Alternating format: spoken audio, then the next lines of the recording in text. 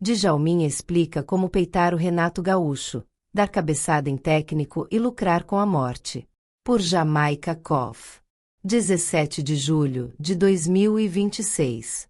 Se você tem menos de 30 anos, provavelmente acha que meio-campista habilidoso é o moleque do seu time que corre feito um peru sem cabeça, acerta 2 passes de lado e depois posta foto de jatinho no Instagram com legenda motivacional.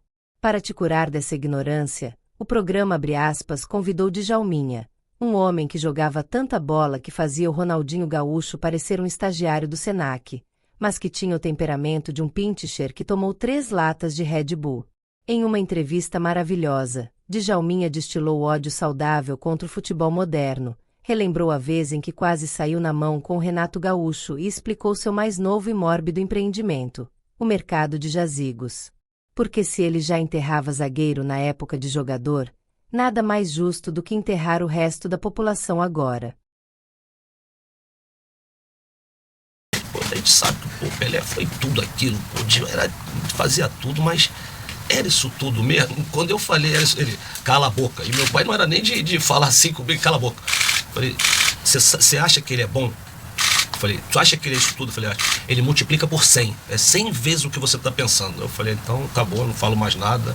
Djalminha conta que, quando era moleque, teve a audácia de perguntar para o próprio pai, o ex-jogador Djalma Dias, se o Pelé era isso tudo mesmo. A resposta do pai foi um carinhoso e pedagógico cala a boca. Ele é tudo o que você está pensando multiplicado por 100.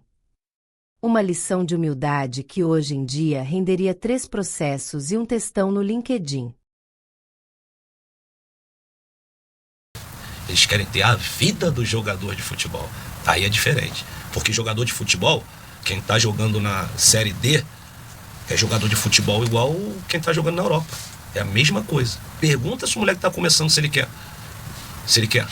Ó, tu vai começar na Série D, no Asa, ele já para de jogar na mesma hora. Com a acidez de quem não aguenta ver marmanjo chorando por causa de calendário, ele mandou a real sobre a base atual. Hoje os moleques não querem ser jogador de futebol, eles querem ter a vida do jogador. Ele jura que se oferecer um contrato na Série D para a garotada de hoje, o moleque desiste da carreira e vai virar influencer de aposta esportiva. Quarta coletiva eu reclamei. Aí ele falou, Djalma, porra, é você que tá reclamando de tudo, meu. Todo treino pra você tá ruim. Eu refleti, falei, cara, eu acho que é isso mesmo. Passou um mês assim, parei de jogar futebol. Comecei a refletir, eu falei, cara, eu que tô enchendo o saco disso e... O motivo de ter parado de jogar aos 33 anos? Ele simplesmente cansou de reclamar de segunda a quarta-feira.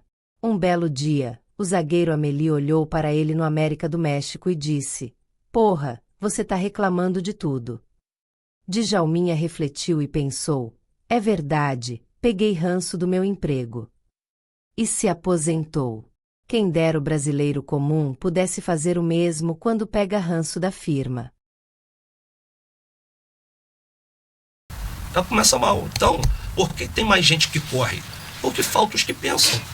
Porque se tiver um monte que pensa, os que correm vão se atrasar. Eles vão se atrasar, porque eles não conseguem acompanhar o raciocínio. O raciocínio é muito mais rápido que a velocidade corporal.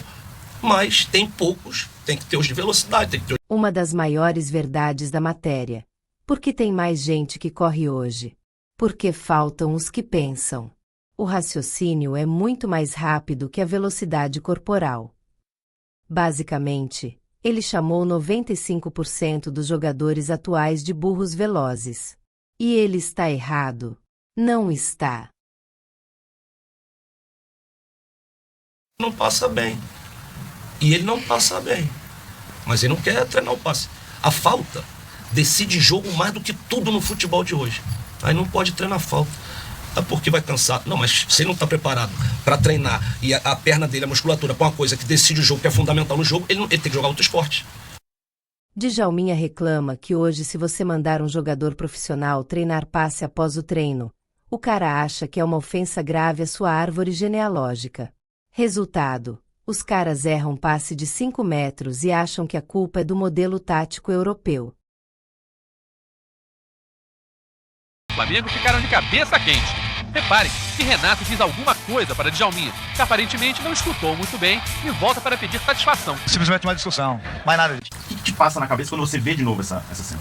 Cara, eu sou, assim, caralho, tu era brabo mesmo, hein? Que personalidade tu tinha, moleque. Pô, Renato Gaúcho, o craque do time, tu começando, nem carreira tu tinha feita, tu peitou o cara, tu é brabo mesmo. Tá certo, tem que ser assim, porque você tinha razão no momento. Se você tivesse errado, talvez tua carreira desse tudo errado. Mas se você tiver razão, tem que brigar pelos seus direitos. A Globo resgata a imagem dele, ainda um garoto no Flamengo, simplesmente indo tirar satisfação e peitando Renato Gaúcho no meio do campo. A reação do Djalminha, de 54 anos, revendo a cena? Caralho, tu era brabo mesmo, hein? Peitou o Renato Gaúcho no começo da carreira. Ele explica que futebol é esporte de sangue quente e que, na verdade, hoje ele acha que o Renato deveria ser o técnico da seleção. Não só temos boa relação, como, na minha opinião, é o treinador que deveria estar na seleção brasileira. Menos assim. Virei craque, de uns 4 anos pra cá, virei um cracaço. Virei um cracaço depois dos 4 anos, depois da rede social eu virei craque. Aí virei gênio, virei agora. O Messi me deu a camisa aí que eu virei mais gênio ainda, caramba. Ou seja, eu aprendi a jogar futebol dos 5 anos pra cá. Djalminha solta uma ironia fina sobre o poder dos vídeos da internet. Virei craque de uns 4 anos para cá. Virei gênio por causa das redes sociais. Aí o Messi me deu uma camisa e virei mais gênio ainda. Ou seja, ele teve que parar de jogar para a geração TikTok descobrir que ele dava elástico e caneta de letra. Luxemburgo não, ele ficou puto achando que eu tava humilhando o adversário. Foi difícil convencer ele, né? Mas consegui. Ele não gostava, porque muito da filosofia dele, né? E eu fazia bem a cavada, cavei. Só que ele não sabia, eu já tinha cavado no Guarani, foi a primeira minha no Palmeiras. E aí ele, ganhamos um jogo de 8, parecia que perdemos de 5. Bronca, de respeito. Eu sabia que era pra mim, fiquei quieto. Ele relembra quando Vanderlei Luxemburgo ficou puto da vida porque ele bateu um pênalti de cavadinha no Palmeiras. Luxa deu uma bronca homérica dizendo que era desrespeito. Djalminha, com a lábia de um estelionatário carioca, convenceu o técnico que batia no meio porque o goleiro pulava antes. 5 jogos depois, ele fez de novo contra o Vasco e foi abraçar o Luxemburgo só de sacanagem. Professor, posso falar com o senhor depois da pré-eleição? Aí tá bom. Aí, professor, eu bato no meio do gol porque o goleiro pula. Se perder, quem perde sou eu. A responsabilidade é grande, eu não bato pra menosprezar ninguém. Tá bom, meu filho, mas não quero que bata assim. Aí eu bati um pênalti forte na sequência. Depois passaram uns 5, 6 jogos. Veio o jogo contra o Vasco. Aí eu falei, o Carlos Germano sai antes. Falei, vou cavar. Aí cavei, fui abraçar ele, aí ficou tudo certo. Foi o único gol na minha vida que eu fui abraçar o treinador. Foi nessa cavada do Carlos Germano. Em um treino do Deportivo La Coruña, na Espanha, Djalminha perdeu a cabeça com o treinador da equipe, Javier Irureta. Nem mesmo uma ligação para Felipão recolocou o nome dele na lista. Em 2002, ele deu uma cabeçada no técnico do Deportivo La Coruña, Javier Irureta. Felipão viu aquilo e riscou o nome dele da Copa de 2002. Arrependimento? Não. Eu sou assim. Me dá um beijo, leva 2. Me dá um soco, leva 10. O Brasil ganhou a Copa sem ele, mas o importante é manter o orgulho intacto e o réu primário violado. Eu acho que eu não perdi a Copa por isso. Minha opinião é essa, né?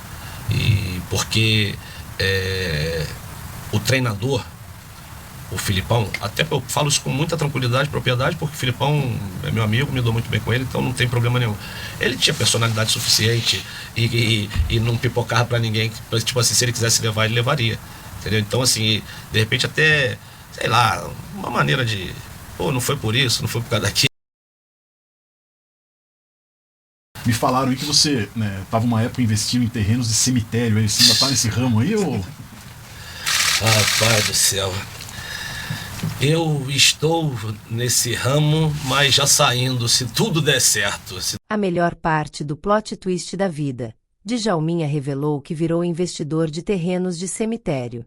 O homem descobriu que o mercado da morte é o único que nunca entra em crise de público.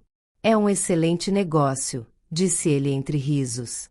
Afinal, A única certeza da vida é a morte e que o Djalminha não vai levar desaforo para o além.